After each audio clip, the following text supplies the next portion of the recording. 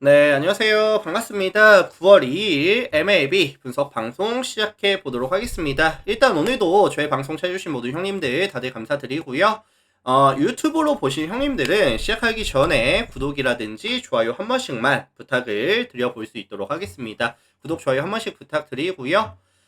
자, 일단 내일 MLB는 총 7가지 경기 분석을 또 열심히 준비해 왔습니다. 다들 집중해서 잘 들어주시고 자기 분석과 조금 맞춰보시면 좋을 것 같고요. 어쨌든 유튜브도 지금 멤버십이 오픈이 완료가 됐습니다. 그래서 뭐 전체 데이터라든지 아니면 이제 제가 주목할 만한 탑4에 대한 경기들 이제 제가 상세히 분석을 해놓은 거 보고 싶으신 분들은 가입들 많이들 해주시면 감사드릴 것 같고요. 일단 양식은 이렇게 나가고 있어요. 전체 이제 승패 라인이라든지 언오버 라인, 그 다음에 이제 참고 지수들, 그 다음에 이슈들까지 적어드리고 있고요.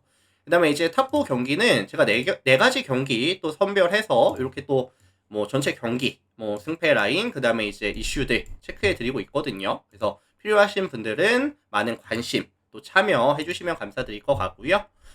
자, 그렇다면은 내일 7가지 경기 한번 바로 시작해 볼 수 있도록 하겠습니다. 디트로이트랑 매치 먼저 보도록 할게요.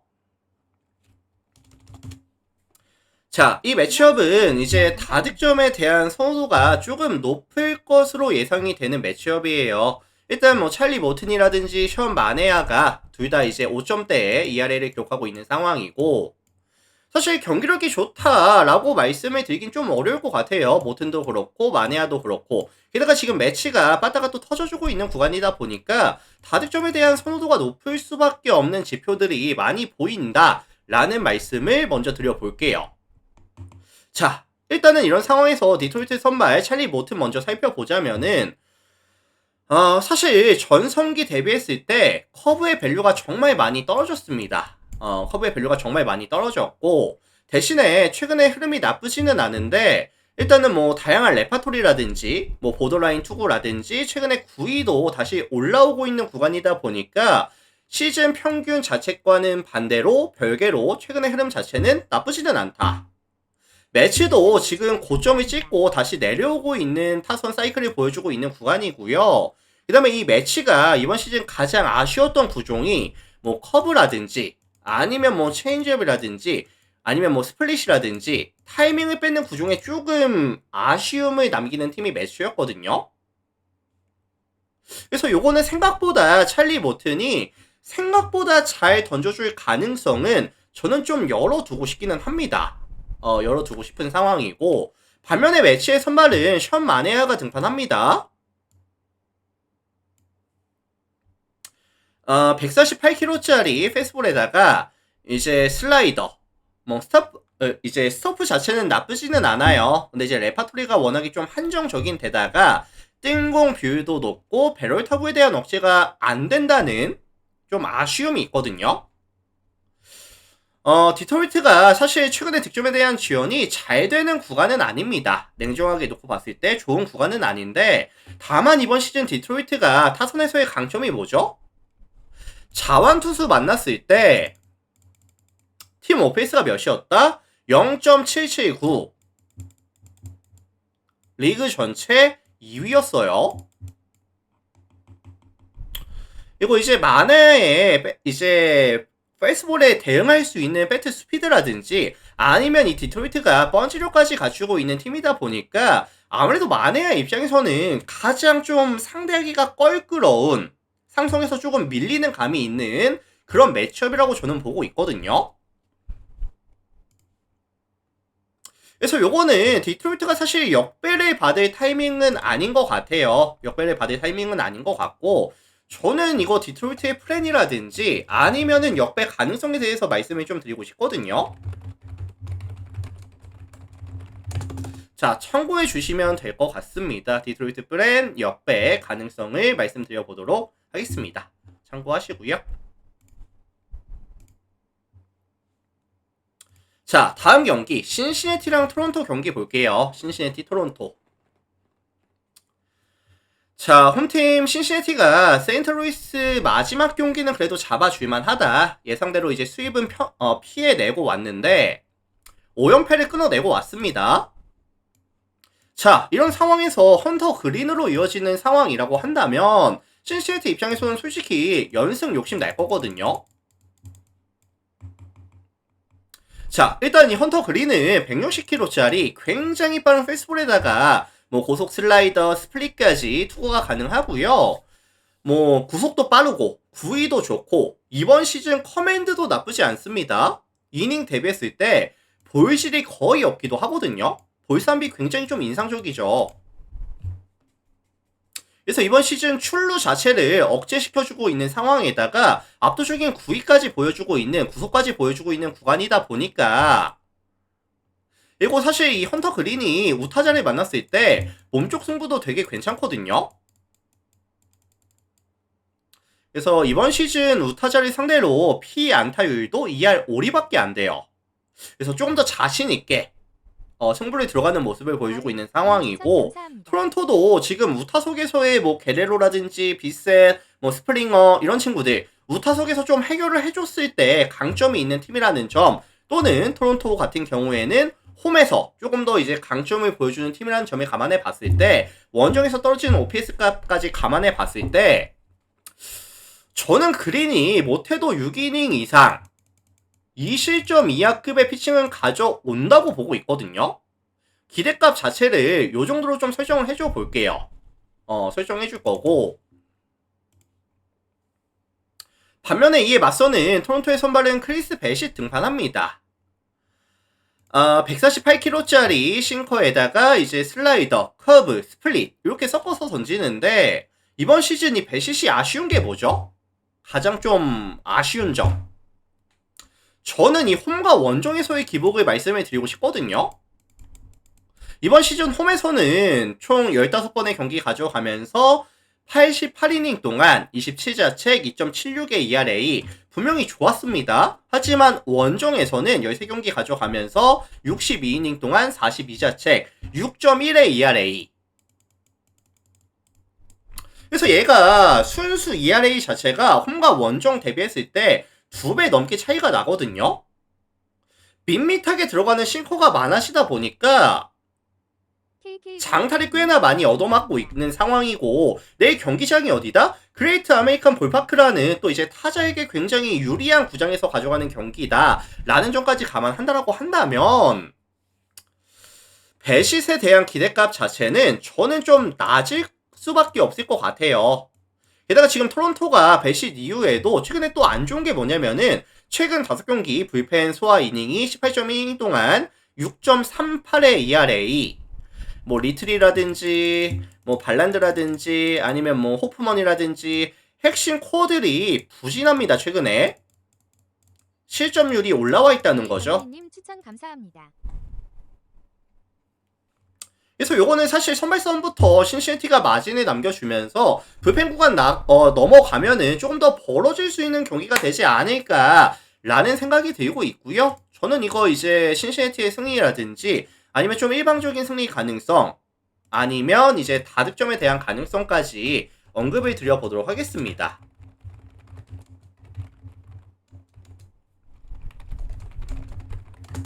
자, 요렇게 참고해 주시면 될 것 같아요.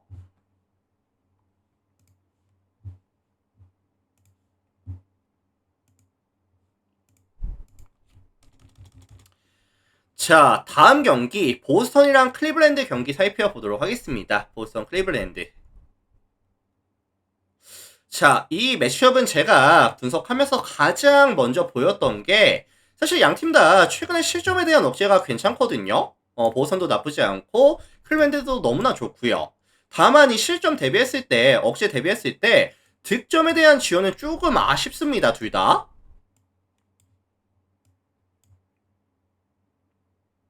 자, 이런 상황에서 내일 보스턴의 선발은 브라이언 벨로가 등판합니다. 이번 시즌 24번의 등판에서 141.2이닝 동안 1.21의 WCP와 2.99의 ERA, 153km짜리 싱커에다가 이제 슬라이더 체인저까지 3피치에 가까운 유형인데, 최근에 싱커가 되게 좋거든요. 8월달 총 5번의 등판에서 31.2이닝 동안 8자책 2.27의 ERA, 클브도 사실 밸류가 높은 무빙볼을 만났을 때는 타이밍이 잘 안 맞는 모습을 이번 시즌 동안에 보여줘 왔었고요. 최근에 이제 득점에 대한 지원도 잘 안 돼주고 있는 구간이라고 한다면 이건 사실 밸류에 대한 기대값 자체를 조금 높게 잡아주더라도 나쁘지 않을 것 같습니다.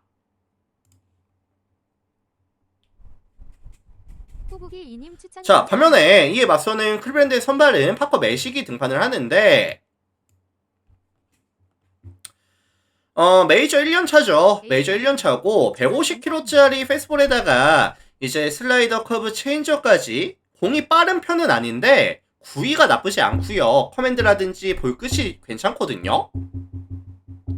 근데 이제 좀 염려가 되는 게 보선 입장에서도 배트 중심에 맞추는 능력 자체가 좀 떨어지는 팀이다 보니까 과연 이 파커 매식의 뭐 구위라든지 볼 끝에 타이밍을 맞춰줄 수가 있겠느냐 라는 점이 조금 염려가 됩니다. 최근에 이제 타격감 자체도 떨어져 있는 구간에다가 이런 좀 상성에서도 밀리는 감이 있다 보니까 저는 이거 선발 싸움 좀 접전 투수전이 예상이 되고 있거든요. 그리고 최근 양 팀이 불펜 대결 구간도 나쁘지 않은 구간에 있다 보니까 보선도 최근 5경기 15.2이닝 동안 3.45, 클리블랜드도 최근 5경기 동안 13.2이닝 동안 1.32의 구간에 들어와 있다라고 한다면 접전 저득점에 대한 가능성을 말씀을 드려보도록 하겠습니다. 추천 감사합니다.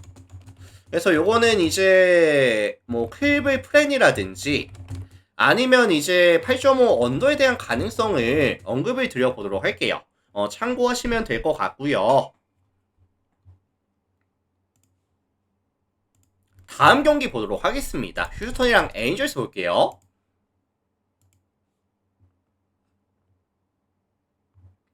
자, 휴스턴 에인절스 볼 텐데 이거는 조금 심플하게 제가 봐주도록 할게요. 일단 가장 눈에 띄는 부분은 뭐냐면 지금 휴스턴이 루이스 가르시아가 등판하거든요. 뭐 이제 오랫동안 MLB를 보신 형님들은 다들 아시겠지만 최근에 유입되신 분들은 아마 잘 모르실 수도 있어요. 23년도에 토미존 수술 받고 왔고요. 150km짜리 페스볼에다가 커터, 그 다음에 슬라이더 커브 체인저까지 무빙볼이 사실 나쁘지 않습니다. 브레이킹볼도 나쁘지가 않고. 근데 이 친구가 기본적으로 뜬공 유형에다가 이제 장타에 대한 리스크가 있긴 하거든요. 이번 시즌 트리플 A에서는 총 4경기 나와서 17.1 동안 5자책, 2.6의 ERA, 뭐 커맨드라든지 아니면 9위 자체는 나쁘지 않아 보이긴 했어요. 다만 이 에인절스라는 팀 자체가 워낙에 또 펀치력이 있는 팀이다 보니까 뭐 최근에 득점에 대한 지원이 잘 되는 구간은 아니지만 이 펀치력이 있는 팀이다 보니까 이 가르시아 같은 뜬공 유형을 만났을 때는 좀 가르시아 입장에서 부담이 될 수밖에 없다고 보거든요. 그래서 저는 가르시아에 대한 기대값 자체를 높게 설정을 가져가지는 않을게요. 복귀 전이기도 하고요. 뜬공에다가 이제 장타에 대한 억제에 대한 리스크가 있다 보니까 뭐 5-3이라든지 아니면 뭐 6-4 요 정도 느낌? 자, 그래서 기대값을 너무 높게 설정하지는 않겠습니다.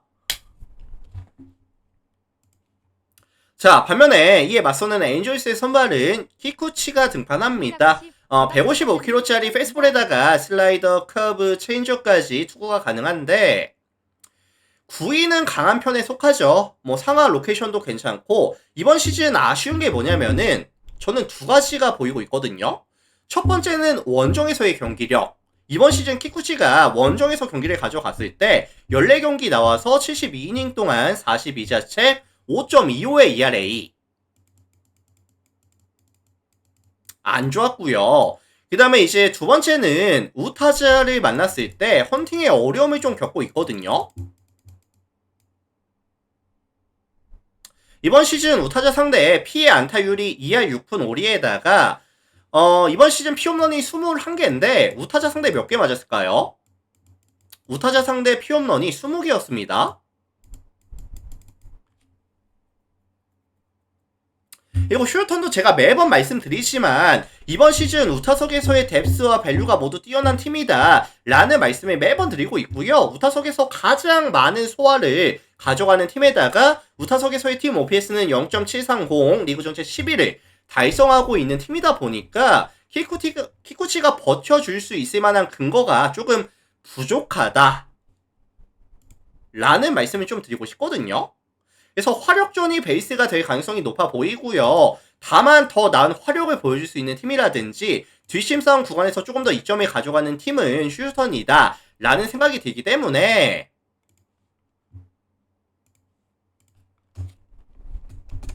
요거는 이제 휴스턴의 승이라든지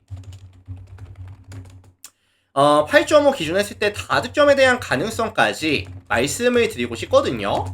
그래서 체크해 보시면 될 것 같고 저는 휴스턴 승의 다득점에 대한 가능성을 언급을 드려볼 수 있도록 하겠습니다. 참고하시고요.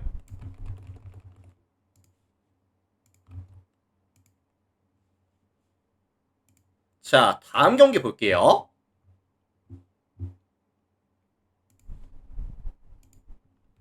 미네소타랑 화이트삭스 보겠습니다.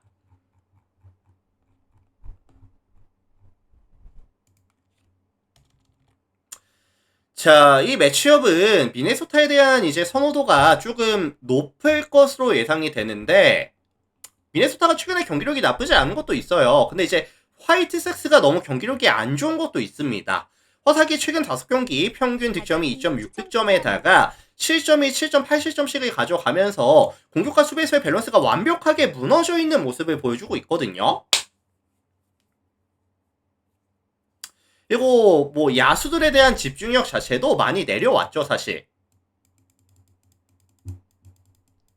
그래서 이제 공격에서는 이제 장타가 많이 안 나오고 있고요. 수비에서는 피딩에서는 조금 실책이 많이 나오는 모습을 보여주고 있다 보니까 전체적인 밸런스가 좀 많이 무너져 있는 듯한 모습을 보여주고 있는 팀이 화이트삭스다. 자, 여기서 이제 매치업 상대는 벨리 오버가 등판합니다. 146kg짜리 페이스볼에다가 그 다음에 이제 슬라이더라든지 체인지업, 3피치에 가까운 유형인데 지난 시즌까지는 이 익스텐션이 워낙에 좋다 보니까 괜찮았거든요. 근데 이번 시즌 조금 아쉬운 게 이 변화구들의 각이 대부분 많이 죽었어요. 다만 이 홈에서 가져갔을 때는 그럼에도 불구하고 조금 나쁘지 않은 모습? 커맨드가 조금 자리가 잡히는 모습을 보여주고 있다 보니까 홈에서는 그래도 밥값 이상은 해주고 있거든요.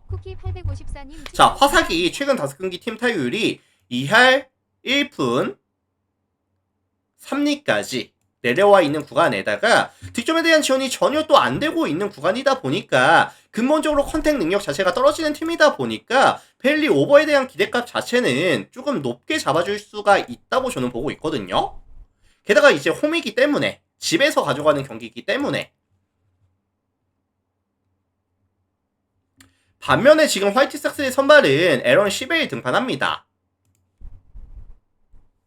147kg짜리 페이스볼에다가 커터, 싱커, 뭐 슬라이더, 커브, 레파토리가 다양한 편인데 페이스볼에 대한 의존도가 조금 높아요. 9위의 강점이 있기는 하지만 8월의 흐름이 안 좋습니다.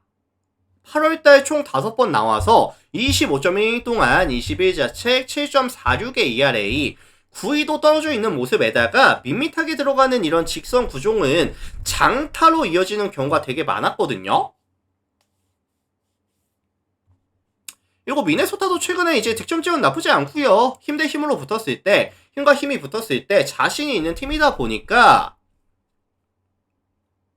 뭐 선발 싸움부터 조금 마진을 남겨주는 느낌의 경기, 그리고 양팀 불펜에 이런 실점 리스크까지 미네소타도 최근 5경기 17.1 동안 9.35, 화이트삭스도 최근 5경기 22.1 동안 7.66 감안해준다라고 한다면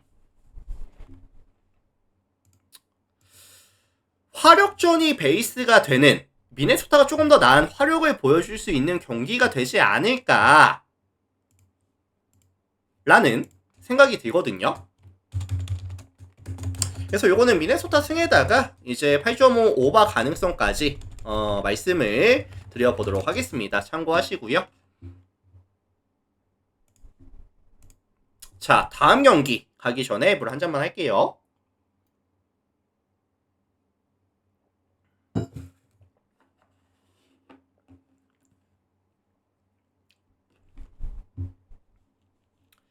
자, 세인트루이스랑 애슬레틱스 경기 살펴보도록 하겠습니다. 세인트루이스, 애슬레틱스.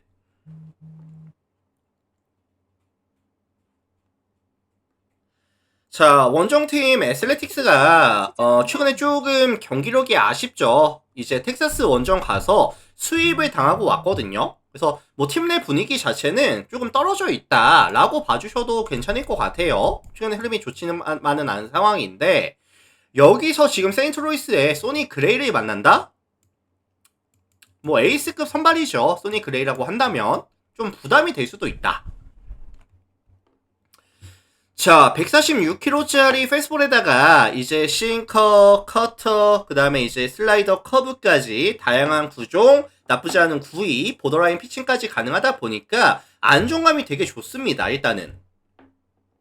그리고 지금 타격 사이클이 내려오는 모습을 보여주고 있는 애슬레틱스를 만난다라고 한다면 저는 뭐 소니 그레이가 그래도 못해도 6이닝 이상 2실점 이하는 가져오지 않을까라는 기대값을 좀 설정해주고 싶거든요. 자, 그렇다면 이제 애슬레틱스 입장에서는 이 루이스 모랄레스에 대한 기대치가 가장 핵심적인 이슈가 될 것 같은데, 자, 일단은 156kg짜리 굉장히 빠른 페이스볼에다가 슬라이더 체인지업까지 뭐 빠른 구속, 강한 구위 나쁘지는 않습니다. 근데 이제 뭐 변화구에 대한 완성도라든지 아니면 커맨드에 대한 기대값 자체가 그렇게 높은 유형은 아니라고 봐요. 근데 이제 세인트가 어떤 팀이죠? 155가 넘어가는 이런 파이어볼을 만났을 때 타이밍을 맞춰줄 수 있는 팀이다? 고는 저는 생각을 하지 않습니다. 이거 사실 이번 시즌 번지력마저 결여가 되어 있는 팀이다 보니까 이런 매치업이 진짜 뜬금 투수전으로 흘러갈 가능성에 대해서 언급을 드리고 싶거든요. 그래서 저는 이거 접전 저득점 양상을 조금 언급을 드려보고 싶고요.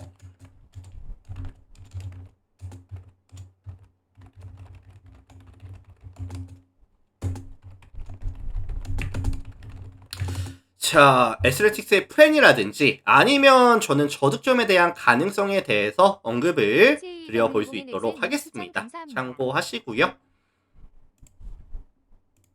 자, 다음 경기 보도록 할게요. 컵스랑 애틀란타 경기 살펴보도록 하겠습니다. 컵스 애틀란타.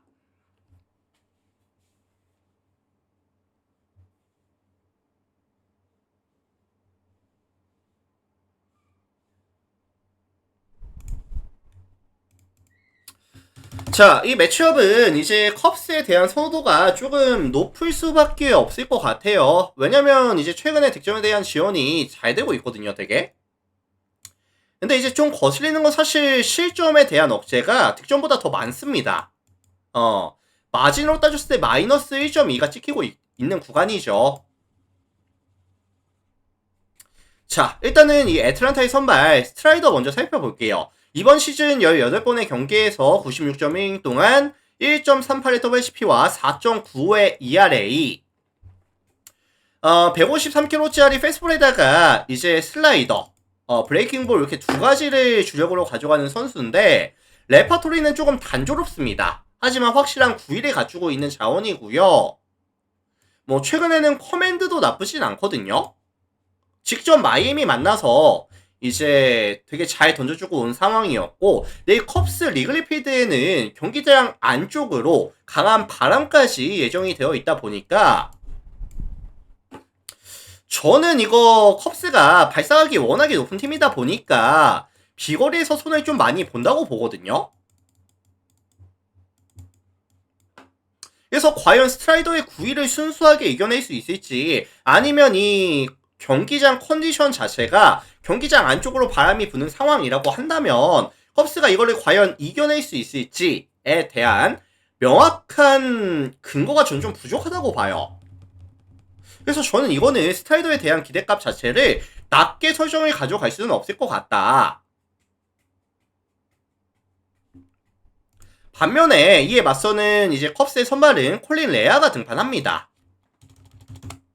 151kg짜리 페스볼에다가 커터, 싱커, 그 다음에 뭐 슬라이더까지 던져주는데 레파토리 다양하고요. 공끝도 좋고 커맨드도 나쁘지 않습니다. 안정감이 나쁘지 않거든요.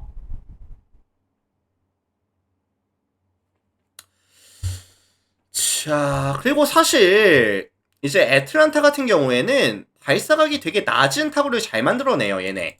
발사각이 낮은 타구에다가 강하게 맞춘 타구를 되게 잘 만들어내는 그런 유형이고, 컵스도 최근에 조금 아쉬운 게 야수들이 실책이 조금 많아지고 있거든요.